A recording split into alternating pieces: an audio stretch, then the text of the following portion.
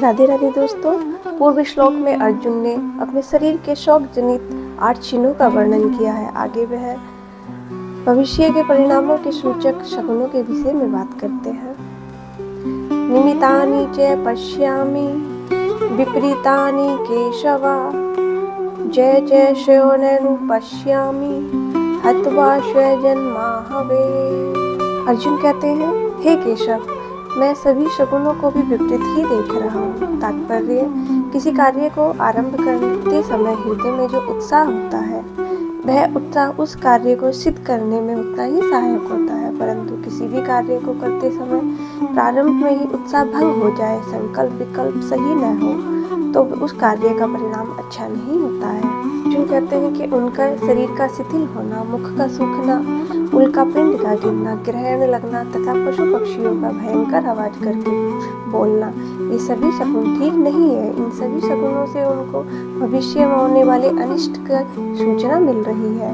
तात्पर्य यह है कि अर्जुन सोच रहे हैं कि अपने ही परिवारजन, अपने ही कुटुंबियों का नाश करके हमारा ये लोक और परलोक दोनों ही बिगड़ जाएंगे, क्योंकि जो अपने कुल का नाश करते हैं उनके अत्यंत पापी होते हैं।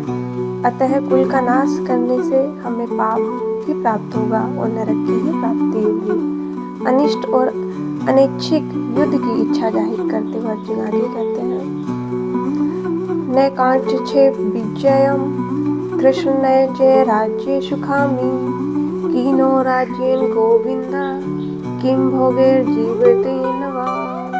यद्यपि अर्जुन शरीर में होने वाले लक्षणों को शकुन मान रहे हैं, ये शकुन नहीं है, ये तो शौक के कारण इंद्रिय मन बुद्धि में होने वाले विकार हैं। अर्जुन कहते हैं, मान लें युद्ध में हमारी विजय हो जाए और विजय होने से हमें पूरी पृथ्वी पर हमारा राज्य हो जाए, अधिकार हो जाए। पृथ्वी का राज्य मिलने से हमें अनेक प्रकार के सुख मिलेंगे, परंतु इनमें से मैं कुछ भी नहीं चाहता।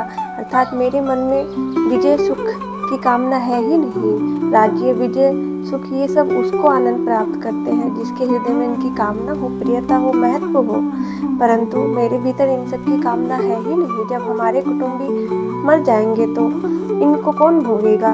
भोगने की बात तो दूर है, ये सुख राज्य हमें शौक ही प्रदान करेंगे। अर्जुन विजय आदि क्यों नहीं चाहते? वह अगले श्लोक में बताते हैं, ये सामर्थ्य कांडिस्थम नो राज्यम भोगा सुखानि च तैर्येण विस्थिता युद्धे प्राण स्थिर व्यक्तवा धनानि च। अर्थात हम राज्य, सुख, भोग आदि अपने व्यक्तिगत सुख के लिए नहीं चाहते हैं, अपने कुटुंबियों, प्रेमियों तथा मित्रों के सुख आराम के लिए चाहते हैं। अपने पिताओं, पितामहों, पुत्रों इत्यादि को आराम पहुँचे, इनको आनंद मिले, इसके लिए ही यह युद्ध हम कर सामग्री इकट्ठे करना चाहते हैं। पर वे सबके सब धन, सुख आदि की इच्छा त्याग कर यहाँ युद्ध में हमारे सामने खड़े हैं। यदि ये सब मर जाएंगे तो ये सुख प्राप्ति हम किसके लिए करेंगे? इनके लिए हम राज्य, भोग और सुख सामग्री एकत्र करना चाहते हैं। वो कौन है, इसके बारे में अगले श्लोक में अर्जुन कहते हैं, आचार्य पितृ पुत्रास्तेव च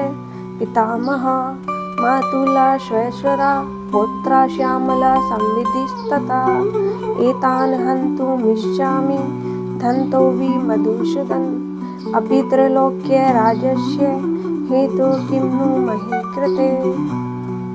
काम, क्रोध और लोभ ये तीनों ही नरक के द्वार हैं। वास्तव में ये तीनों सांसारिक वस्तु व्यक्ति को महत्व देने से पैदा होते हैं। काम अर्थात कामना, ये 2 तरह की होती है, इष्ट की प्राप्ति और अनिष्ट की प्राप्ति। इष्ट की प्राप्ति भी 2 तरह की होती है, संग्रह करना और सुख भोगना। संग्रह करने की इच्छा का नाम लोभ है और सुख भोगने की इच्छा का नाम कामना है। अनिष्ट की प्राप्ति में बाधा पड़ने पर क्रोध आता है, अर्थात भोगों की संग्रह की प्राप्ति में बाधा देने वालों पर, हमारा अनिष्ट करने वालों पर, हमारे शरीर का नाश करने वालों पर क्रोध आता है। इससे सिद्ध होता है कि युद्ध में मनुष्य की 2 तरह की प्रवृत्ति होती है, निवृत्ति के लिए अर्थात अपने क्रोध को सफल बनाने के लिए, और इष्ट की प्राप्ति अर्थात लोभ की पूर्ति करने के लिए। परंतु अर्जुन यहाँ दोनों ही बातों से निषेध करते हैं। अर्जुन कहते हैं, यदि हमारे कुटुंबी जन अनिष्ट निवृत्ति में अर्थात क्रोध में आकर मेरा वध करना चाहते हैं, तब भी मैं अनिष्ट निवृत्ति अर्थात क्रोध में आकर इनका वध नहीं करना चाहता हूँ।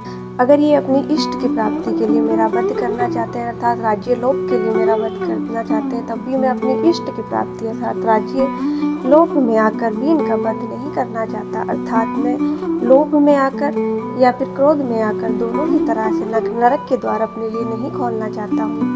अर्जुन कहते हैं यदि इनको मारने से मुझे त्रिलोकी राज्य भी प्राप्त होता है तब भी मैं इनको मारने की इच्छा नहीं रख पा रहा हूँ। यहाँ इस श्लोक में अर्जुन ने मधुसूदन शब्द प्रयोग किया है, जिसका तात्पर्य है कि आप तो दैत्यों को मारने वाले हैं, परंतु पितामह द्रोण आदि आचार्य ये सब दैत्य थोड़े ही है, ये सब तो मेरे बहुत ही करीबी कुटुंबी हैं, मैं इनको मारने की इच्छा कैसे करूं। अर्जुन ने आचार्य शब्द का प्रयोग किया। यहाँ तात्पर्य है कि आचार्य गुरुजन तो सेवा करने योग्य होते हैं, उनकी सेवा में तो सबको समर्पित कर देना चाहिए। मैं उनके विरोध में शस्त्र उठाकर कैसे लड़ूं, मैं उनसे युद्ध कैसे करूं। यह अर्जुन ने श्लोक में पितृ शब्द का प्रयोग किया है, जिससे तात्पर्य है कि हमारा शरीर ये देह हमारे पिता लोगों की ही तो देन है। सामने खड़े सभी बड़े लोग और पिताजन के सामने हम लोभ में क्रोध में आकर कैसे शस्त्र उठाएं, हम उनसे कैसे युद्ध करें। इस श्लोक में अर्जुन पुत्रा शब्द का प्रयोग करते हैं। पुत्रा शब्द के प्रयोग से अर्जुन का तात्पर्य है कि मेरे और मेरे भाइयों के सभी पुत्रजन जो युद्ध में खड़े हैं, यदि इनसे कोई गलती भी हो जाए तभी भी हमें इनका पालन ही करना चाहिए। मैं इनकी हत्या के लिए गांडीव को कैसे उठाऊं। में अर्जुन ने पितामह शब्द का प्रयोग किया है। पितामह शब्द के प्रयोग से अर्जुन का तात्पर्य है हमारे पिता के भी पिता, जो पिता के लिए भी पूज्य है तो हमारे लिए तो परम पूज्य है।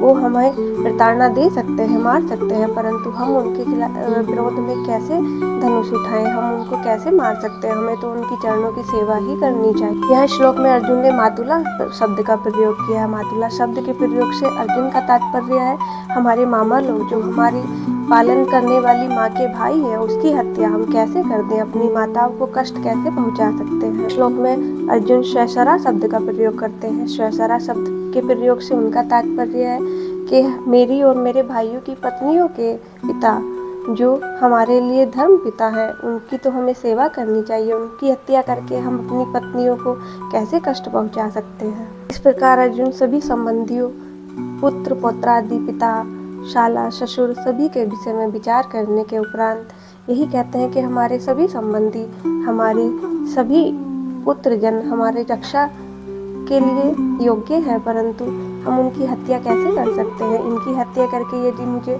त्रिलोकी राज्य भी प्राप्त हो तब भी मैं यह युद्ध नहीं करना चाहता हूँ।